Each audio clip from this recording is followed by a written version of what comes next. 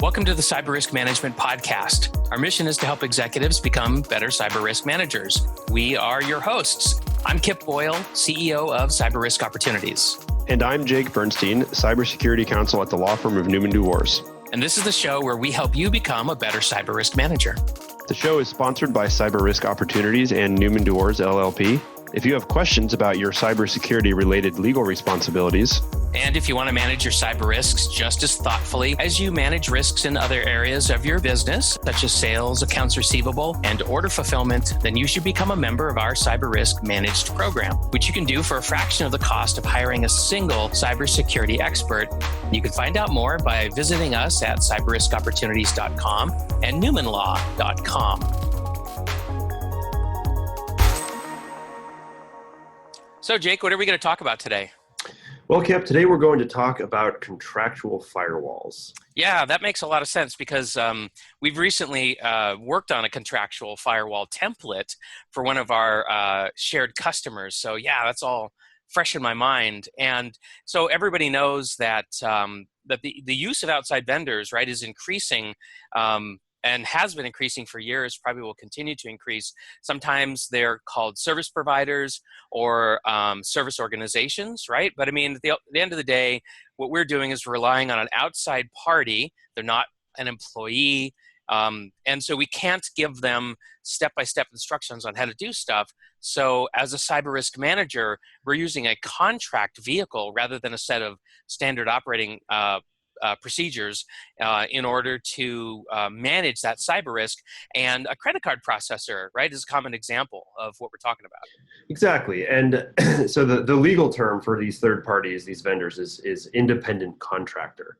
And even the name really includes the two critical components of what it means to have an independent contractor. They are, one, independent, so you do not get to control their day-to-day activities. And two, they're a contractor, so their entire relationship with you is based upon a written contract.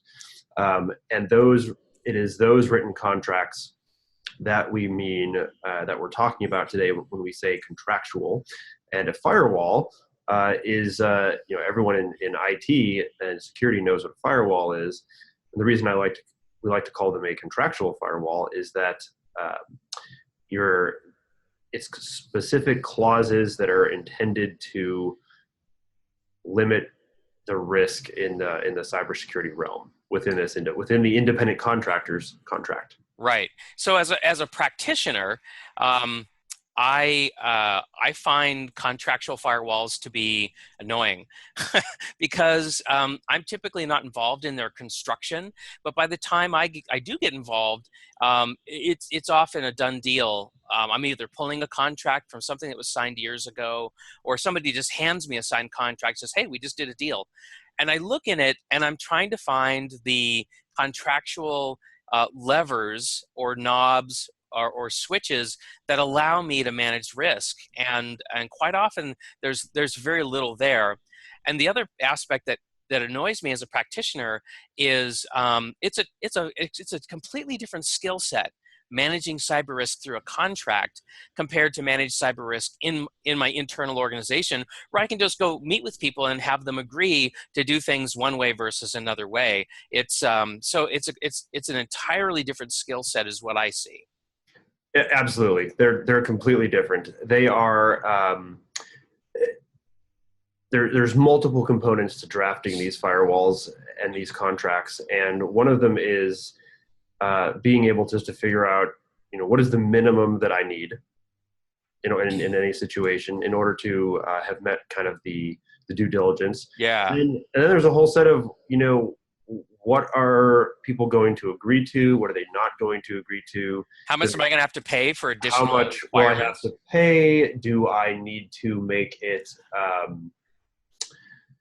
does it need to be mutual? Like, what if they ask to make this component mutual? Is that going to cause us, right, an untenable amount of internal angst and work?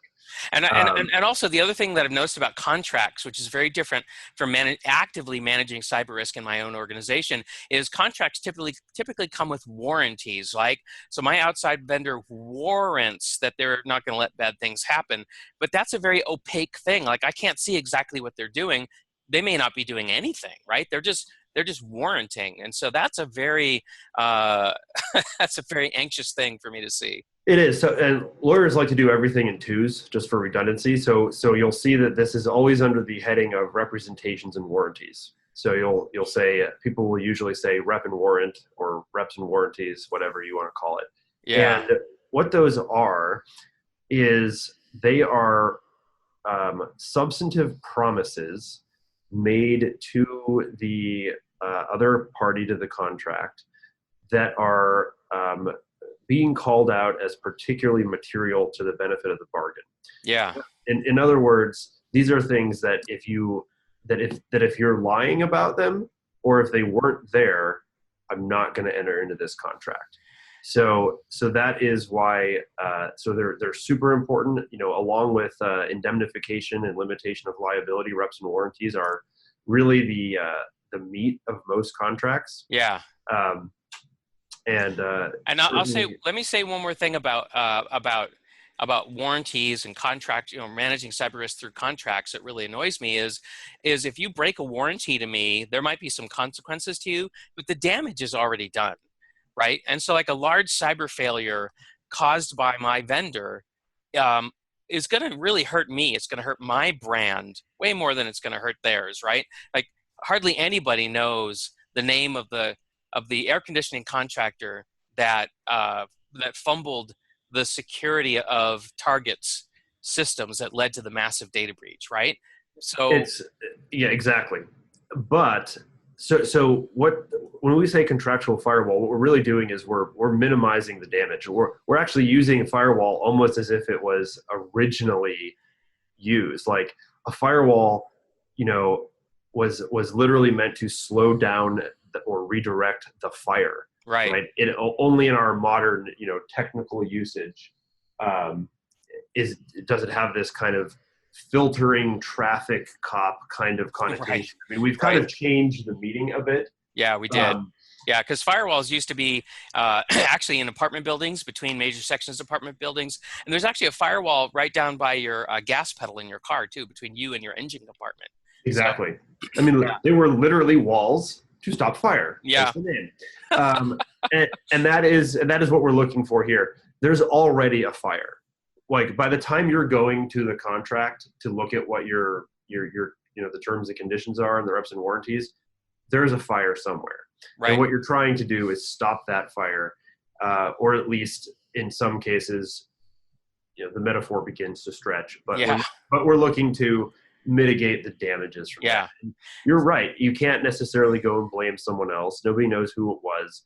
But when it comes to the end of the day, maybe it takes 2 years to figure out the full bottom line, but you want to be you want to apportion the risk and the financial liability where it most belongs. Right. And that's what we're going to talk about today is how do you really do this today? Like what's the current practices around this? And I remember you telling me that there were two major high-level goals for contractual firewall, which I'd like to dig into, but just for our listeners, the first goal is telling your vendors and really your customers, because customers can get mad at you too if you drop the ball, right? And so you want to limit any damage that can come at you from angry customers, but you want to tell your vendors and your customers what you expect them to do to keep sensitive data secure, right? So you've got to set expectations, is the way I think of it. And then the second is you want to get some indemnity against what I would call excessive financial losses, because you're going to have some losses, but you don't want to go out of business over it, right?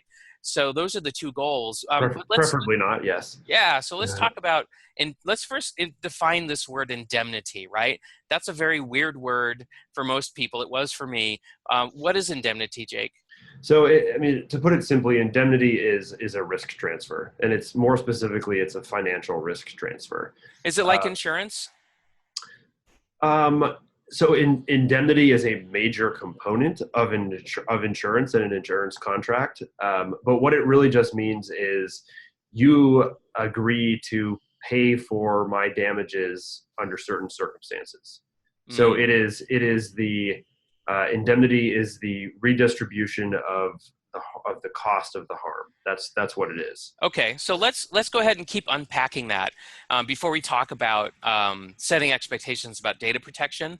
So, so with respect to vendors, so what would you say are the indemnification requirements that we should have in a contract vehicle, which I assume would be some kind of a master services agreement? Is that right?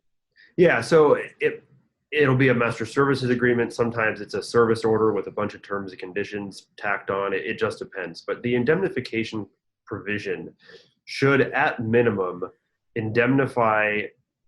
Let's define terms for a moment. Let's say the vendor, Sure. the vendor is the third party independent contractor, and the customer is us, right? If we're talking from our client's perspective, we're just going to call them the customer. It's easier. So the indemnification provision lays out, at minimum, here's what it should say. It should say that if the vendor violates this contract, then it will pay the cost of any related third-party lawsuit, losses, damages, harm, etc., to the customer. So what does that look like? Let's say, for an example, that you have a vendor who is clearly responsible for a simple data breach of basic personal information, and the law where you are requires you to send notice, and actually we'll just stop there. It requires you to send notice because this is completely realistic. It's true. You could ask for indemnity, or you would request indemnification for the cost of sending that notice. Okay. Maybe it is literally the postage, right? But And that's the printing. And the printing. But that is a really simple example. But it's a very clear example of what indemnity looks like. And for big organizations, that can be like a six-figure amount of money, right? That could be like $150,000 or something like that. Because you have to write it. You've got to. I mean, there's so much to do. I would say that you're vastly underestimating the cost. It can reach into the seven figures easily. Think about this. Let's say that I have a 10 million person data breach, right? So I have to send notification to 10 million people. If I have to do that by mail, let's just say that I can get a bulk rate of 50 cents per envelope. Right. That's still $5 million just in postage. Just in postage. Yeah, that's a good point. So we're talking about a big amount of money, and we're only talking about one expense among many. Yeah, I think people tend to forget the cost associated with even just sending mail as a notice. Yeah. Well, so if listeners want to find out about like what are common costs in a situation like this, we're mentioning postage, but there's so many, right? So you can go to the IBM Ponemon cost of a data breach report, and there'll be some information in there, breakdowns, and then also there's a report from Net Diligence that they put out every year, which actually shows you the different insurance claims related to cyber failures, and so you can actually see what people are claiming in terms of notifications and all these breach costs. Yep, exactly. Okay, so that's what indemnity is. Okay. And obviously in the situation that we're talking about, we're looking for indemnity for third party suits, costs, damages, harm, etc., that are related to either the master services agreement or whatever the contract is. And if it's a broad MSA, you're probably going to see things like indemnity for third-party IP, IP allegations. But let's just go ahead and focus on the cybersecurity thing. So the next question is, okay, if I'm indemnifying you for breach of this contract, well, what does that mean? What's a breach? A breach is any time that you don't fulfill a representation or warranty, any other material obligation under the contract. That could mean that you are, either you did something that the contract spells out you can't do, you didn't do something that the contract spells out you must do, or we call it substantial compliance. You didn't substantially complete the contractual obligation. Okay. That one that's the squishiest. And in my world, that's just called broken promises. Well, yes. I mean, that's what a contract is. A contract is nothing more than a set of promises in exchange for something of value. Right. Okay, great. So, Great. Okay. So let's see. So I have a question for you about this. So if you're asking your service provider, your vendor to indemnify you, should I, as an executive, be willing to indemnify the service provider in any aspect of data breaches? so that's it. That's very case by case. The answer is of course maybe.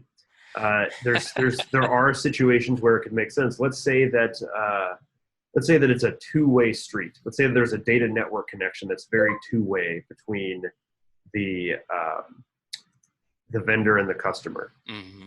and it's possible such that if the customer can be a root cause or a contributory cause of a data breach that the vendor experiences, like if it's that kind of relationship, then yes, it might be appropriate to indemnify them. That is unusual though, because usually the vendor is the vendor and the customer is getting something from the vendor, not vice versa. Right. Yeah, absolutely. Okay. So, so we also want to talk about, remember, there's two goals, right? So one goal is to indemnify against excessive financial loss. And then there's the other goal about setting expectations for data security. So what do you think are the main points? If you're contracting with a service organization, what are the main points that you want to get into the master services agreement about data protection? What should they be doing? The number one point is you want them to represent and warrant or agree to have reasonable data security. And that's reasonable the way we've been talking about it on this podcast, right? It is. It always it's a moving target, right? That's why we use that word. It's very flexible. You could, if you wanted, literally stop there. Like that would be the world's simplest, shortest data privacy or data protection component in a contract. That would get you somewhere. It actually would, right? I imagine the vendor would read that and then give you the deer in the headlight look. Well, so the danger of that kind of language is that the vendor's going to read it, pass over it, not think twice, and sign it. Mm-hmm. And then they're only going to seriously regret their decision later on if it becomes an issue. On the other hand, there's defenses, and one of those, a defense to a contractual claim, which by the way is a defense to a law too, is that it was too vague. I don't know what this means. I can't comply with it, right? Yeah, You just said be reasonable. Well, I don't know what that means. Right. I was being reasonable. I was being reasonable. It's so the reason that is, so it's functional, but it's insufficient. It's probably not unenforceably vague. The problem is that it's going to result in litigation over what was reasonable and what unreasonable, right? And as an executive, I don't want a data breach, right? I don't want to ever pull the trigger on an indemnification clause. I just want you to do what you said you were going to do. And from that perspective, it's also a very weak request, right? It is, I mean, truly it's the minimum, right? Think about what the opposite would mean. Are you going to send, if you've got something that has data security issues, are you ever going to have a contract that says, you don't have to be reasonable with cybersecurity? We don't really. Right. I mean, like, you're just not going to do that, which means that just saying be reasonable is basically meaninglessly Okay, so let's look at the other extreme, right? So the other extreme is I have my own set of security policies, procedures, standards, and everything. Why don't I just take how I protect data and just make that an appendix to the MSA, right? Just give them everything and say, just do this. So that would become unreasonably burdensome, likely, on the contractor. It also raises issues about, if you're controlling them that much, there's a question of whether or not they actually can be an independent contractor. But more importantly, most vendors just aren't going to agree to that. Right. Okay. Because they just can't. It's a practical issue. Okay. So what's the middle ground here? The middle ground is, setting forth a set of data security expectations that talk about, definitions in terms of like who's authorized, who isn't, what kind of information are we protecting, Mm-hmm. setting out for the contract, what is the security breach? Like, what does it mean? Yeah. When should you report one? Exactly. And those are the kind of definitions. And then in terms of, the substantive things, you should lay out the standard of care.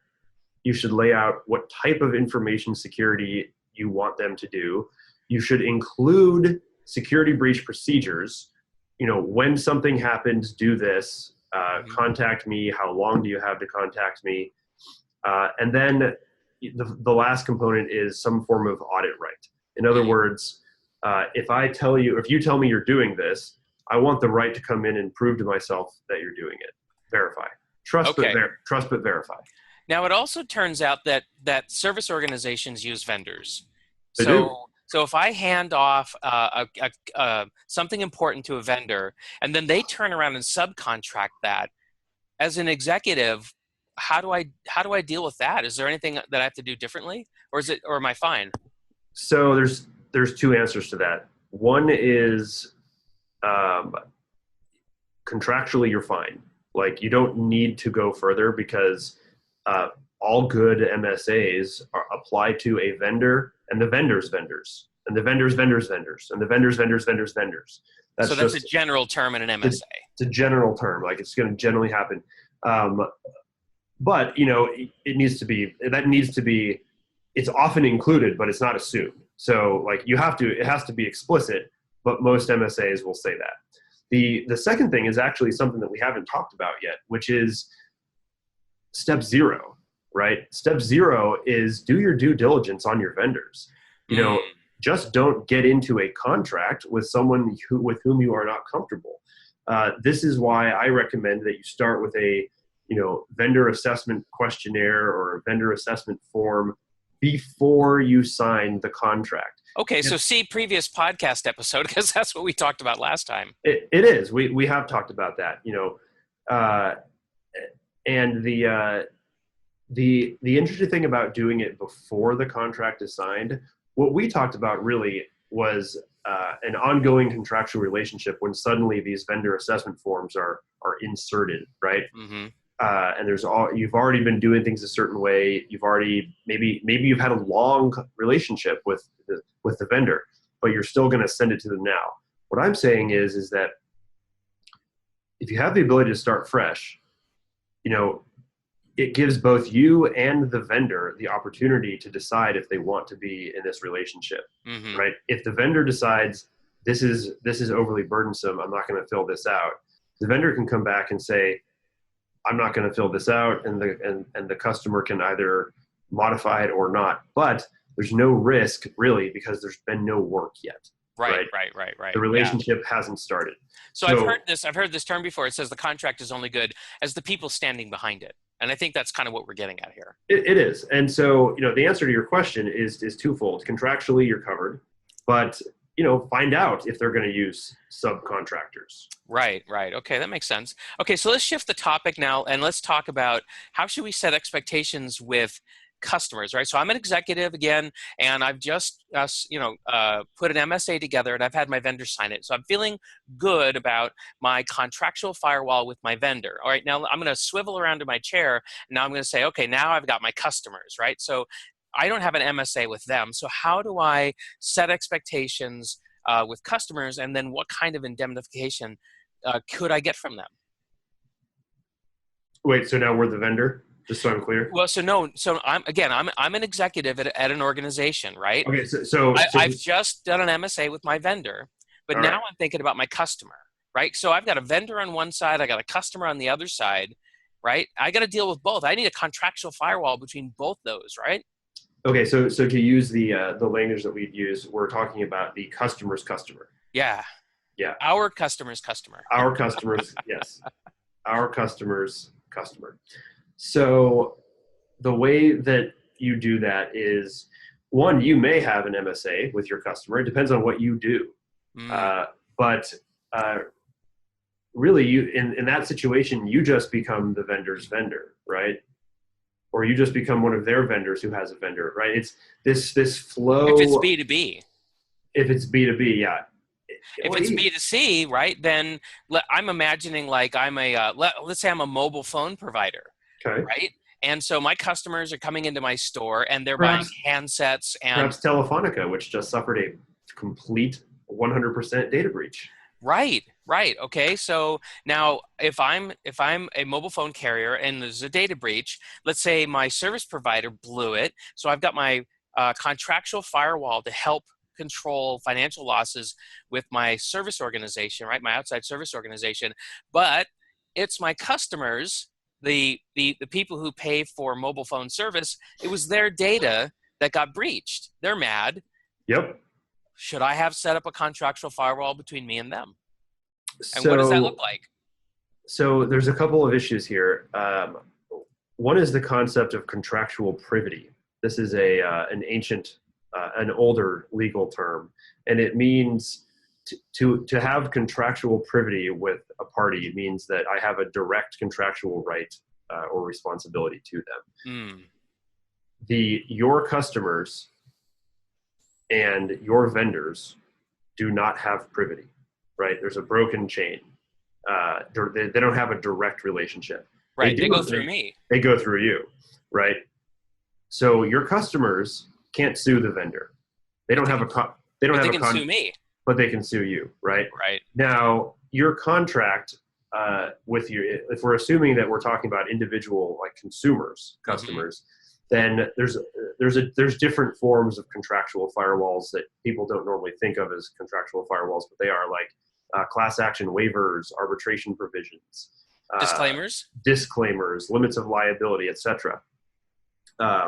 So those are going to be in place, and most of the time, you're going to have a contract. Particularly, if you're a cell phone, like we're a cell phone provider, then have you read the contract you have with your cell phone provider? It's really long. Yeah.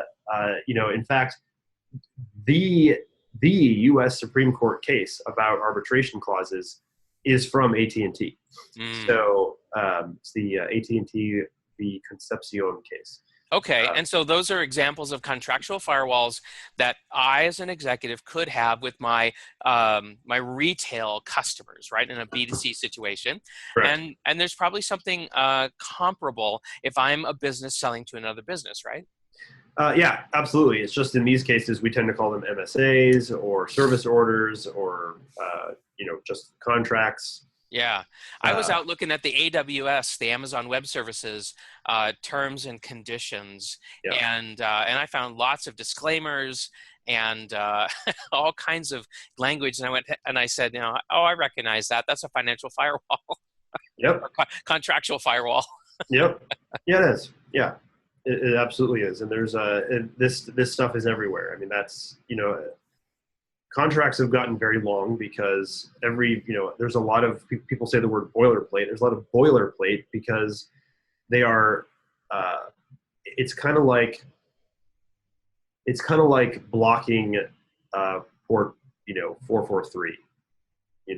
Like you just do that. You block or blocking unused ports. Like there's a certain like base level firewall internet firewall configuration. Yeah, it's a best practice. Everybody does it because it makes sense. Well, it's probably legal malpractice to not include some of those. So it goes beyond best practice. Got it. But that's kind of how that works. So okay, well, we're almost out of time. Is there any other final thoughts for our listeners about contractual firewalls? Yeah, I think I'd like to just quickly kind of go through the level of detail that you can put in the actual substantive provisions in your MSA. All right. So kind of working backwards from the categories that I described, an audit oversight kind of right can be anywhere from, we have the right to, at any time, at any point without notice, to come in and look at your stuff. That's extremely heavy-handed and difficult to get. And it can range from that to once per year, you should give us some reports, basic reports about the vendor's security posture. Yeah, like if you do an annual penetration test, we want a copy. So there's that. In the security breach procedures, that's actually where you want to be more specific because you need to have like phone numbers to call. It should be a micro incident response plan that fits into your overall incident response policy. And that's always specific to every customer, every customer. Yeah. By the way, we've got some customers that are contracting with the federal government, and the requirements in there for data breach notification are really interesting. So they require 72-hour breach notification, and then but to make that report, you have to go to a special website, and to get to that website, you have to have a digital certificate. But all that has to be pre-configured. In other words, you can't wait until you need to make the report, because you'll never be able to get to the web page. So it's really funny. That is really funny. That's very interesting. So to finish off the thought here, for information security, there's all kinds of things you can do. You can say you're going to take necessary steps to protect the confidentiality, integrity, availability, and resiliency of data. You can define it in different ways. You can pull in references from ISO 27001 or the NIST cybersecurity framework. You can Our favorite. You can go to the COBIT standards. I mean, there's anything that you can do. All these things. You can reference PCI DSS. You can even incorporate PCI, the full PCI DSS, just by referencing it if you want to. There's all kinds of things that you can do. One of the reasons I think I like contracts is it kind of reminds me of Lego. It's like you put the pieces together or whatever you want. You can make something big and beautiful, or you can make something tiny and compact. Yeah, so, that makes sense. That makes sense. And then the last part is the standard of care, and that's about preventing unauthorized use, not creating or collecting more data than you need to. But as they say, the devil's in the details, and that is never more true than when you're talking about a contract. In fact, that phrase really just refers to the contracts, right? And if you think about it, it's kind of funny that you make a deal with the devil's in the details. I mean, contracts, this idea is just permeates society. Yeah. So, well, that's why you need a wizard lawyer to help you with this stuff, right? It's true. And in fact, I just had a client reference or say that this legal formatting is like witchcraft. He was actually just talking about styles in Word. But lawyers probably make more use of that than others. So well, I can imagine what it was like back when it was Word perfect, right? Yeah, much harder. Okay, well, we're not going to go there, but that wraps up the episode on the Cyber Risk Management Podcast. So today we talked about contractual firewalls. We'll see you next time. Thanks. We'll see you next time. Thanks, everybody, for joining us today on the Cyber Risk Management Podcast. Remember that cyber risk management is a team sport and needs to incorporate management, your legal department, HR, and IT for full effectiveness. And management's goal should be to create an environment where practicing good cyber hygiene is supported and encouraged by every employee. So if you want to manage your cyber risks and ensure that your company enjoys the benefits of good cyber hygiene, then please contact us and consider becoming a member of our Cyber Risk Managed program. You can find out more by visiting us at cyberriskopportunities.com and newmanlaw.com. Thanks for tuning in. See you next time.